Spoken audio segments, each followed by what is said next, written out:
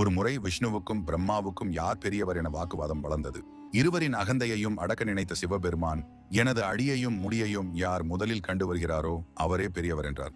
இந்த போட்டிக்கு ஒப்புக்கொண்ட விஷ்ணு வராக அவதாரம் எடுத்து அடியை தேடி பாதாளத்தில் பாய்ந்தார். பிரம்மா அன்னப்பறவை வடிவத்துடன் சிவனின் முடியை தேடி பறந்து சென்றார். இதனை தொடர்ந்து ஆண்டுகள் பல கடந்தும் விஷ்ணுவால் சிவனின் அடியை காண முடியவில்லை. தோல்வியை ஒப்புக்கொண்டு திரும்பினார். சிவனின் முடியை பார்ப்பது சாத்தியமில்லை என்பதை உணர்ந்த பிரம்மா திடீரென சிவனின் தலையிலிருந்து 40 ஆண்டுகளாக கீழ் நோக்கி வந்து கொண்டிருந்த தாழம்பூவை கண்டார். சிவனின் முடியை தான் கண்டதாக பொய் சாட்சி கூறும்படி தாழம்பூவை மிரட்டினார். இதனால் பயந்த தாழம்பூ சிவனிடம் சென்று பொய் சாட்சி கூறியது.